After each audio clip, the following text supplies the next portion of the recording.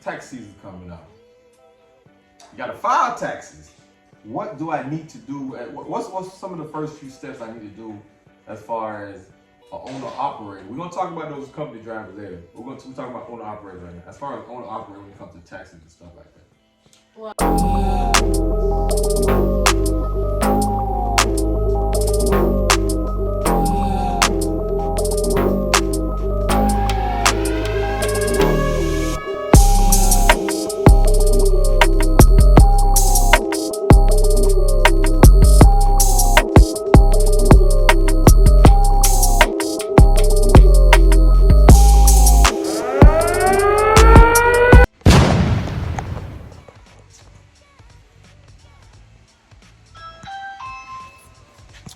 you at? Hi, we'll be right there. Nobody's here.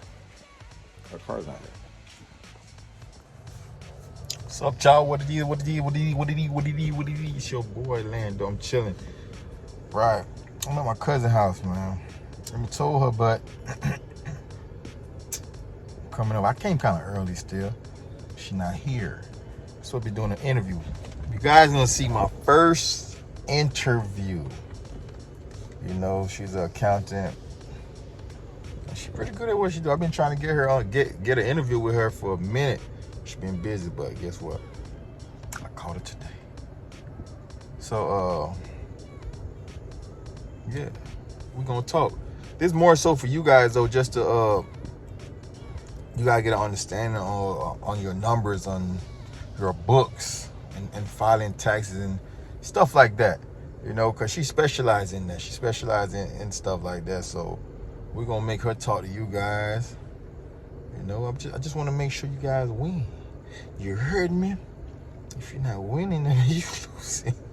So I want to make sure you guys win because it's the end of the year. You're probably not going to see this video till next year, but it's the end of the year. You want to make sure you get your stuff in order, man. Get your paperwork in order. Get your, you know, make sure you have your receipts, stuff like that.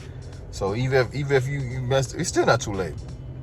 But even if you didn't get it right this year, next year, you're going to be better off. You're going to be better standing. So waiting on her. She had a meeting or something like that.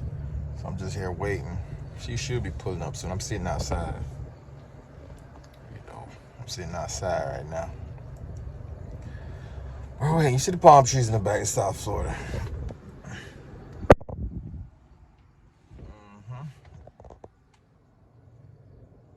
But yeah, I'm waiting right now.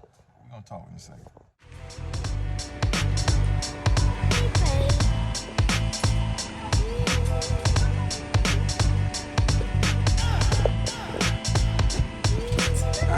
Talks. What's up, Kingdom people? What's up? It's your boy Lando. I am the man, though. And we got our first guest. Our first guest, y'all. You want to introduce yourself? My name is Asha Gay Givison with Ash Tax and Financial Services, located in South Florida. Ash Tax, that's my cousin, y'all. She's the best in the game. Just know that. But I got a few questions for you. All right. Got a few questions as far as when it comes to trucking. Most of my viewers, they're truckers. Okay. So it's the end of the year, right? Tax season coming up. You got to file taxes. What do I need to do? What's some of the first few steps I need to do as far as an owner operator? We're gonna talk about those company drivers later. We're talking about owner operator right now. As far as owner operator when it comes to taxes and stuff like that. Well, first you need to gather your documents. So your 1099s, you need to make sure that you're keeping a mileage log. All the expenses that you had while you're on the road, that includes your lodging fees, your personal products that you use on the road, the fuel if you're buying any, all of that. You need to have those categorized. So that, and then you need to find yourself a tax preparer, someone that knows the industry, and then you can go from there because you're going to try to itemize all your deductions. We back, y'all. We had got interrupted by my little cousin. But okay, you answered that well. I like that. Good answer. So I got questions because you know I'm all about my people winning.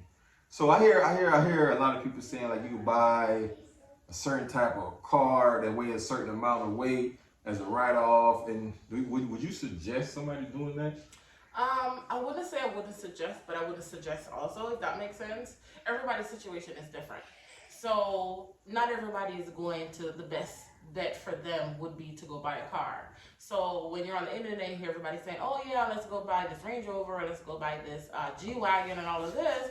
It's not the best thing for everybody. So everybody's tax situation is different.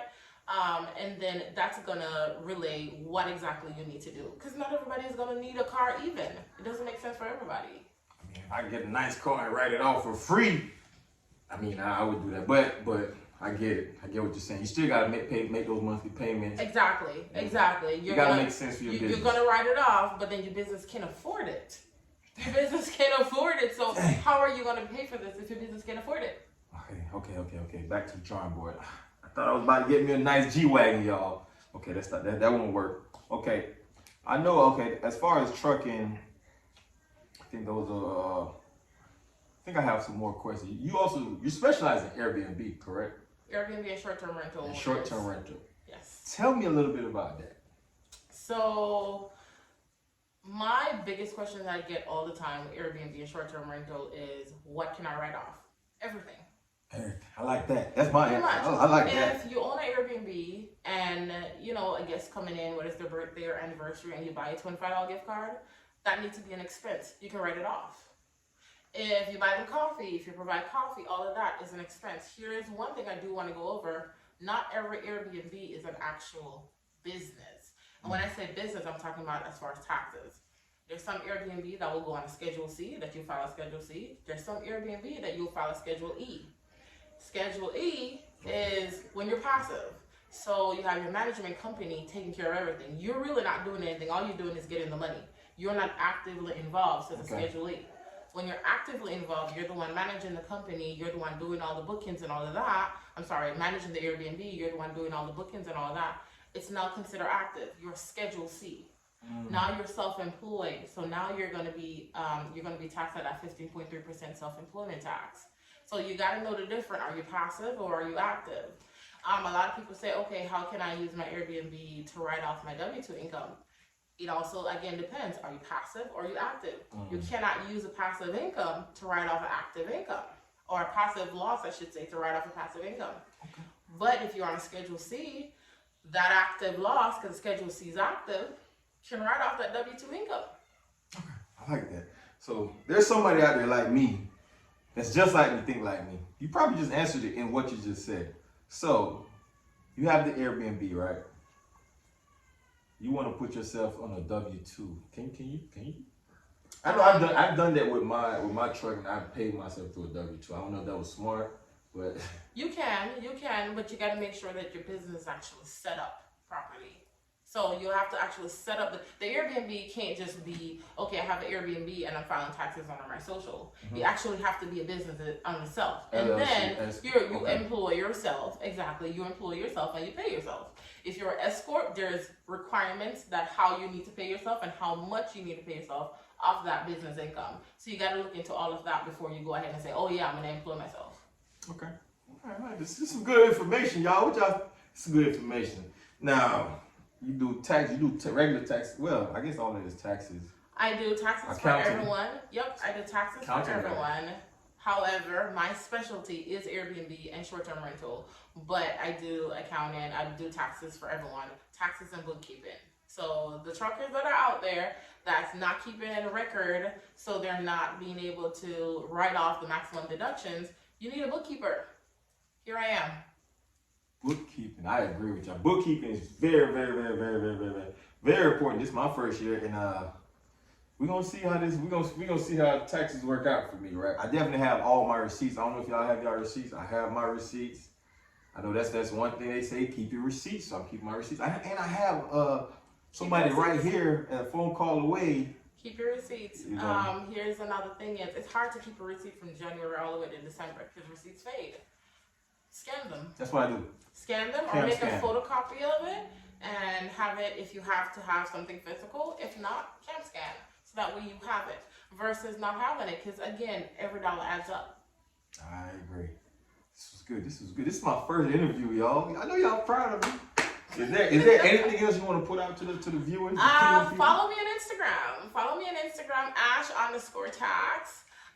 Hit me up. I'm there. Send me an Instagram message. You can follow me on LinkedIn. Same hashtag. You can follow me on Facebook. Same hashtag. I am there to answer questions that you may have. You can book a free 15-minute consult, and we can talk about what questions you have, and then we can go from there. Tax season is right around the corner. This is the time to get your stuff together. True story. Well, appreciate you for being my first interviewer. And y'all tap in with her, Kingdom people. I will be putting all her information in the bio, and so y'all can just reach out to her. It's your boy Lando. I am the man. All right. Let's go. All right. Ready? So, that's all lean. You look lean? Yeah, come back this way. Dang. Or maybe it's. Yeah, just turn the. There you go. That you kind of get all the couch now. All right. 5, 4, 3, 2, 1, action. Because I'm watching her like. Oh. All right. So you probably don't have to even stand up, probably, or you don't have to sit down. You can just. All right. We back. Usually I slap my camera, but I can't do it.